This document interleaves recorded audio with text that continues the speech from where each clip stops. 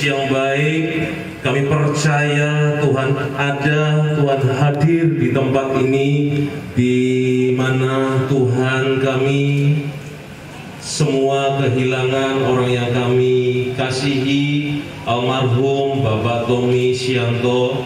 Kami percaya beliau oleh karena imannya kepada Engkau saat ini berbahagia, sehat bersama-sama dengan Engkau. Kami yang ditinggalkan di tempat ini Tuhan, biarlah Tuhan Yesus yang memberi kekuatan, penghiburan bagi setiap kami. Kami percaya di dalam Yesus Kristus senantiasa ada kekuatan yang baru. Terima kasih Tuhan Yesus yang baik. Tiba saatnya kami akan mendengarkan firman-Mu, Engkau yang menuntun kami. Dalam Kristus Yesus semua kita diberkati Tuhan. Bersama-sama kita berkata amin. Silakan Bapak Ibu boleh duduk kembali. Puji nama Tuhan pada kesempatan siang hari ini dalam suasana ibadah tutup peti hari ini. Sebelum kita akan melaksanakan prosesi untuk penutupan peti jenazah, kita akan mendengarkan firman Tuhan terlebih dahulu.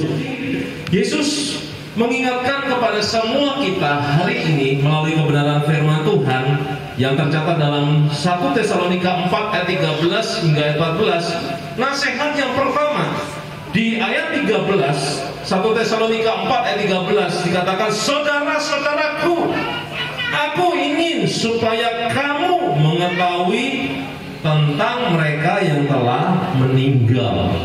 Jadi ayat ini mengingatkan bagi kita semua bahwa kepada almarhum Bapak Tommy Sianto kita harus mau tahu. Maksudnya apa? Maksudnya supaya kita semua yang mengasihi Bapak almarhum Tommy Sianto, biarlah kita berani menerima kenyataan.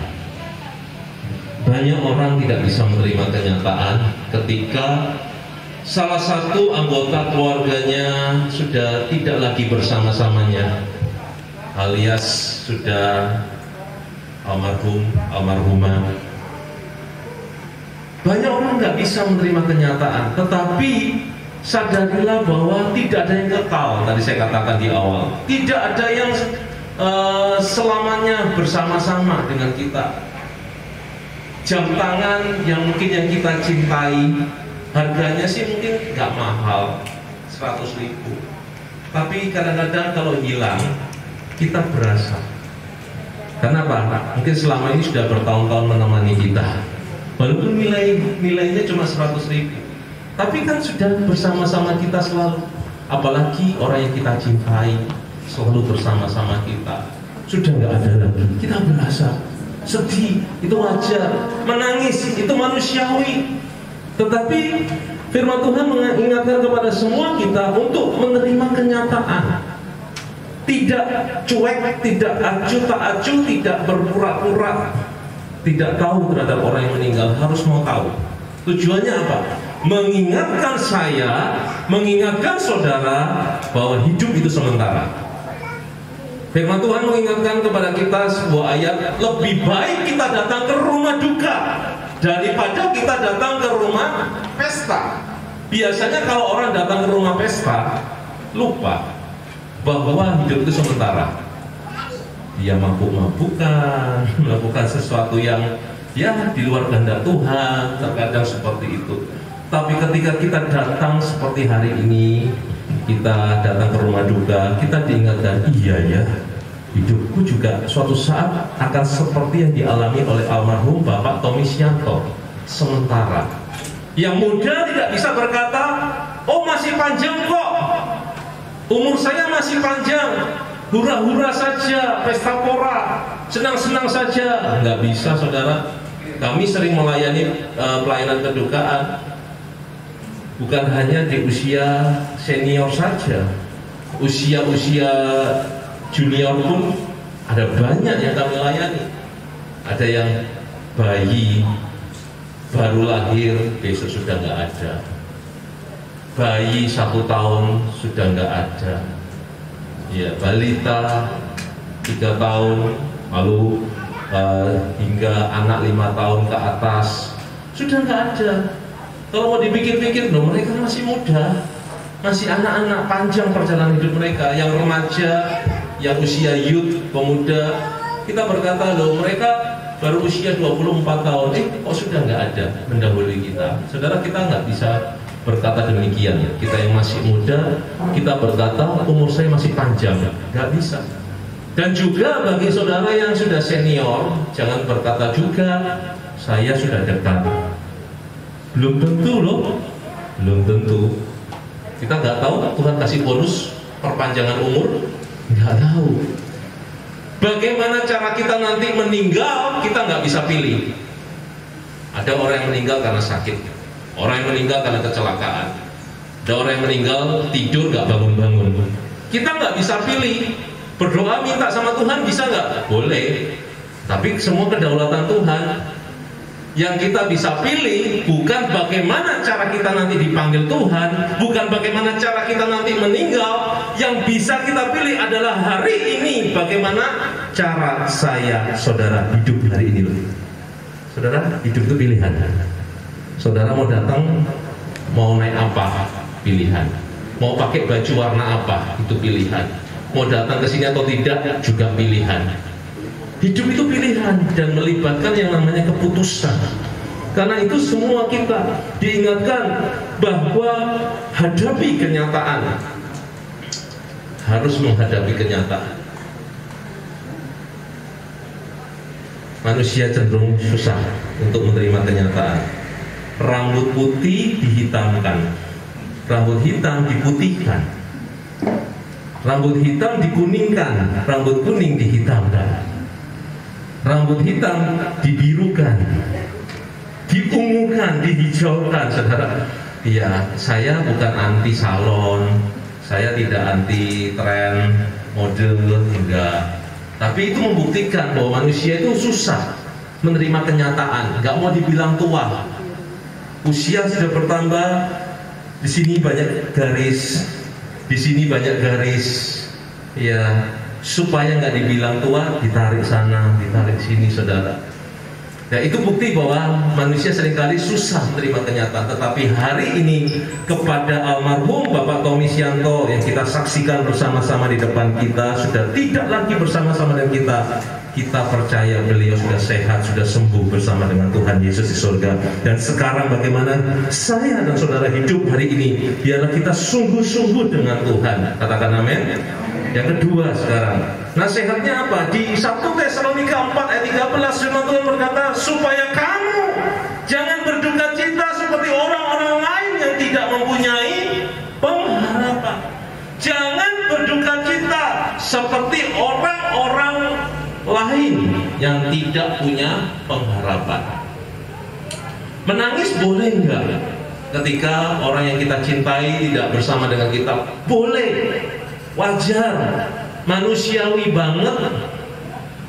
Tetapi yang jangan itu adalah berduka cita berlarut-larut, menangis nggak mau makan 3 hari 3 malam, menangis, mengurung diri, mengunci diri dalam sebuah ruangan, tidak mau mandi, tidak mau kerja, tidak mau ngapa-ngapain. Nah ini nggak boleh, saudara. Jangan berduka cita, kata firman Tuhan, seperti orang yang tidak punya pengharapan. Ketahuilah 2 Tesalonika 2 ayat 16, Tuhan kita Yesus Kristus dan Elohim Bapa kita telah mengasihi kita, dan karena anugerahnya telah memberi kita penghiburan kekal serta pengharapan yang indah. Roma 15 ayat 13 katakan, kiranya Elohim sumber pengharapan. Tuhan Yesus itu sumber pengharapan. Saya dan saudara yang percaya kepada Yesus, kita punya Tuhan yang adalah sumber pengharapan. Jadi hiduplah seperti orang yang punya pengharapan. Sedih wajar, menangis manusiawi. Tetapi setelah ini, semua rangkaian prosesi kedukaan hingga nanti pemakaman dan rencana jenazah akan diberangkatkan ke Jakarta, dimakamkan di Jakarta, biarlah semua kita setelah selesai rangkaian ini, kita kembali beraktivitas seperti sedia kala. selayaknya orang yang punya pengharapan. Hidup kita masih ada Yesus, dialah pengharapan kita. Amin. Dan yang ketiga sekarang, di 1 Tesalonika 4 ayat 14 dikatakan, jika kita percaya bahwa Yesus telah mati dan telah bangkit, maka mereka yang telah meninggal di dalam Yesus akan dikumpulkan oleh Elohim bersama-sama dengan Dia. Yang ketiga nasihatnya, yaitu percaya dalam Yesus ada jaminan keselamatan. Jaminan itu berarti apa? Pasti. Bukan mudah-mudahan, bukan semoga, bukan kiranya. Tidak, saudara. Yesus selalu memberikan kepastian akan keselamatan. Syaratnya apa? Supaya kita menerima kepastian. Satu, cukup dengan percaya Yesus. Dialah Tuhan, dialah Juru Selamat. Ada jaminan kepastian di dalam Kristus Yesus. Saya yakin semua kita suka kalau beli barang itu bergaransi. Ada jaminan garansinya. Betul ya? Apalagi dana kita cukup. Menginginkan, andai kata kita anggap kita pengen HP, handphone tertentu. Ada handphone bergaransi, ada handphone tidak bergaransi. Saya yakin kalau uang kita cukup, lebih memilih barang yang bergaransi. Karena apa? Kalau kerusakan bukan karena kelalaian kita, karena pabrik diganti baru, atau setidaknya diperbaiki tanpa keluar biaya lagi, itu garansinya, saudara. Tetapi kalau kita menemukan sebuah barang, kita menginginkan barang itu, uang kita pas-pasan. Kadang-kadang juga ada orang yang tidak bergaransi pun dibeli, karena demi memiliki barang itu. Ya, masing-masing punya keputusan, saudara. Tapi pada umumnya lebih memilih barang bergaransi. Ketahuilah bahwa hidup saya, hidup saudara digaransi oleh Tuhan. Keselamatan kita dipastikan masuk surga. Loh, kok enak? Jawabannya, enak kok. Loh, ikut Yesus kok enak? Enak kok. Siapa bilang nggak enak? Hanya dengan percaya. Iya, dengan percaya Yesus saja. Nggak perlu berbuat baik. Orang yang percaya Yesus pasti punya bukti. Buktinya apa? Ya berbuat baik. Tapi perbuatan baik tidak bisa membuat kita masuk surga. Nggak bisa. Perbuatan manusia tidak bisa dipakai untuk nyogok Tuhan supaya kita masuk surga. Nggak bisa. Tuhan kita nggak bisa disogok dengan perbuatan baik. Yang benar adalah kita mengandalkan perbuatan Yesus yang ada di dalam kita. Itu yang menjadikan kita selamat. Bukan mengandalkan usaha, upaya kita, perbuatan baik kita, perbuatan amal kita supaya kita masuk surga. Seolah-olah kita menyogok Tuhan. No, Tuhan nggak bisa disogok. Tuhan dulu baik, sekarang baik, selamanya Dia baik. Kebaikan Tuhan sama sekali tidak dipengaruhi dengan kebaikan kita. Hari ini kita baik sama Tuhan, Tuhan baik nggak? Baik. Hari ini kita bikin salah sama Tuhan, Tuhan baik nggak? Baik. Enggak dipengaruhi. Kalau manusia, hari ini baik, baik. Hari ini dia baik sama orang itu baik. Kalau kita nggak baik sama orang itu, belum tentu kita diperlakukan baik. Bahkan katanya ada istilah pembalasan lebih kejam dari perbuatan. Itu kan manusia. Apakah Tuhan sejahat itu? Enggak. Itu kan pikiran kita selama ini memahami Tuhan yang salah. Tuhan kita dulu, sekarang, bahkan sampai selamanya Dia baik. Karena itu saya, saudara, dituntut untuk mengandalkan perbuatan Yesus yang ajaib. Dia yang menyelamatkan, Dia yang mempunyai surga, dan Dia yang menjamin keselamatan kita untuk selama-lamanya. Di akhir kata, tak selamanya langit itu gelap, tampak mendung. Pasti suatu saat awan tebal, awan gelap itu akan menyingkir dan kita akan melihat terang. Demikianlah hidup kita, hidup saya, hidup saudara. Tidak selamanya kita dirundung dengan duka cita. Suatu saat kita akan melihat terang pengharapan Yesus yang ajaib bagi saya dan saudara. Karena itu jangan mau hidup kita dikuasai dengan duka cita. Hari ini lihatlah Yesus, pandanglah Yesus. Dialah pengharapan kita. Dia yang membuat kita menjadi bersemangat kembali. Amin. Biarlah firman Tuhan ini menguatkan setiap kita. Saya undang dengan hormat kita bangkit berdiri bersama-sama. Kita akan menaikkan sebuah pujian kembali. Pujian nomor 3, Tuhan pasti sanggup.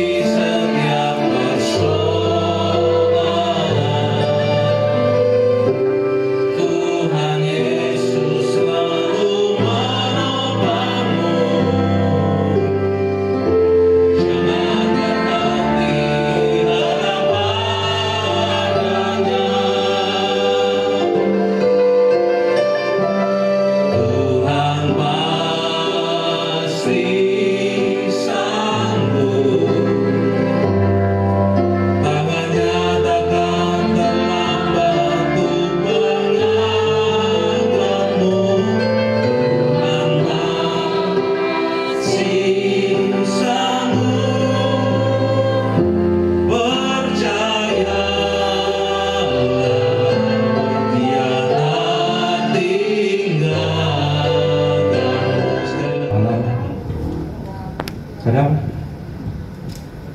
beliau merupakan cheerleader, kadang jadi tukang pijat untuk ibu saya ketika ia lagi sakit, dan masih banyak lagi. Untuk saya terutama beliau merupakan teman main game atau main catur ketika tidak bisa tidur, teman baca komik, dan juga guru. Banyak mata pelajaran hobi yang saya sangat sukai, saya mulai dari dia. Dan saya juga menulis banyak promises, tapi saya skip bagian yang ini ya, soalnya kayaknya nggak mau nangis terlalu banyak juga. Kemarin saya lumayan senang karena ketika ketemu teman-teman beliau, mereka bercerita tentang beliau, and remembered him as a funny, a kind, a generous, and an awesome guy all around. I believe that many of us can say that he's changed our lives. Dia udah pernah menyentuh hati kita, dan untuk saya sendiri, he made me into the man I am. Right? He created my childhood, and adulthood until today. Sampai-sampai saya bilang tidak ada satu hari pun di kehidupan saya tidak merasakan cinta dari orang tua. Jadi saya sangat penuh dengan kasih sayang terhadap teman, terhadap keluarga, terhadap saya juga, dan I hope he's reached your hearts the way he's reached mine. Dari dulu sampai sekarang dia kayaknya orangnya susah berubah.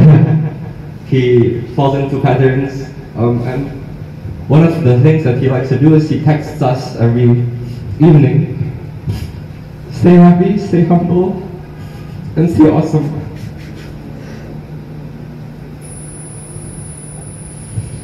So to make him happy, throughout our lives, let's do just that, yeah. Let's stay happy, stay humble, and stay awesome. Terima kasih.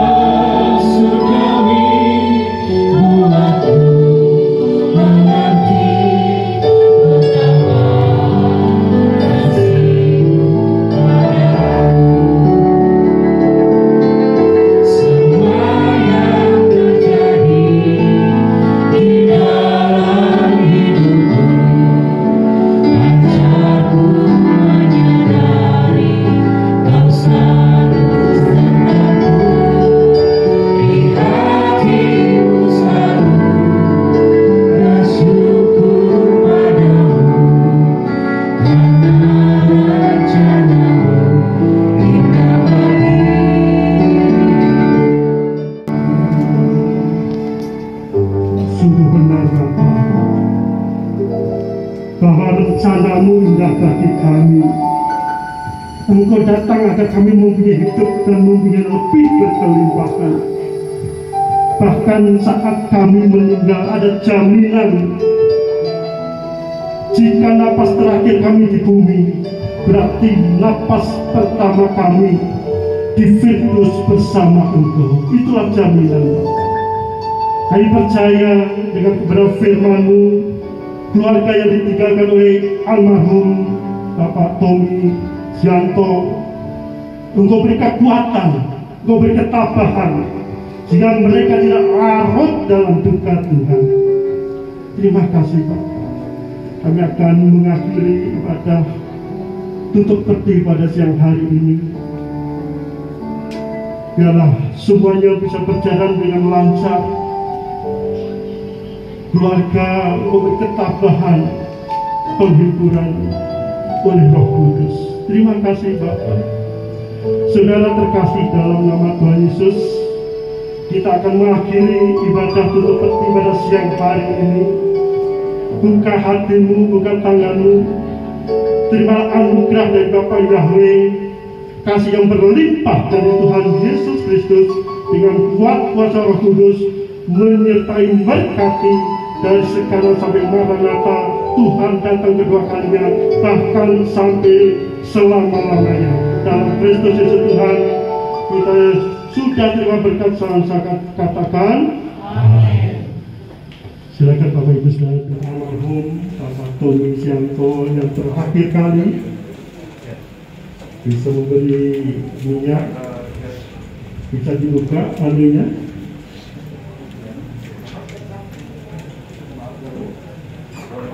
Setelah pihak keluarga nanti bisa semua yang hadir tempat ini. Iya, Bapak nggak boleh banyak, hanya kata saja.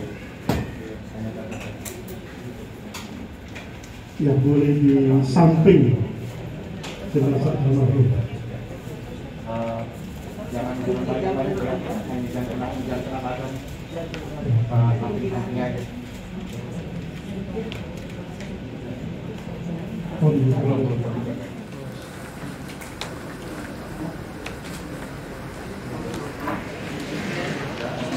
Ya, bisa bergantian mengingat waktu.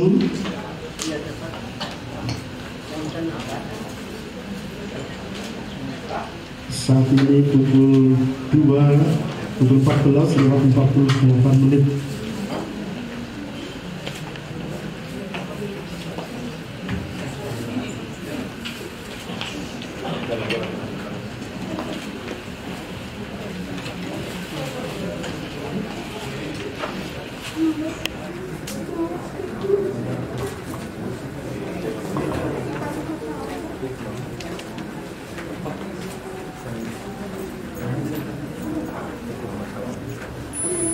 sebagai pengumuman tambahan bahwa sebentar malam jam 7 ada ibadah penghiburan di tempat ini. Kami mengundang bagi saudara untuk menghadiri ibadah penghiburan pada malam nanti jam 7 atau jam 19 Wita. Tuhan Yesus memberkati.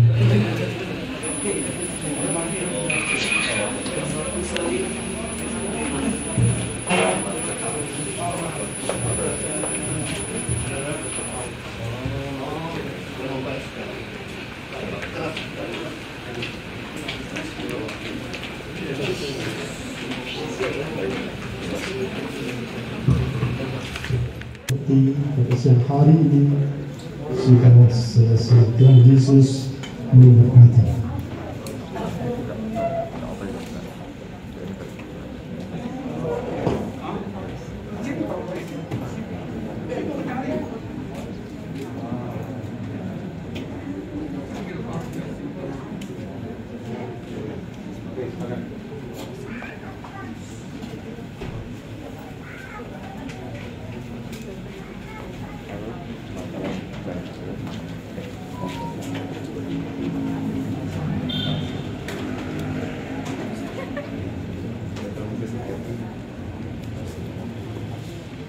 Aja.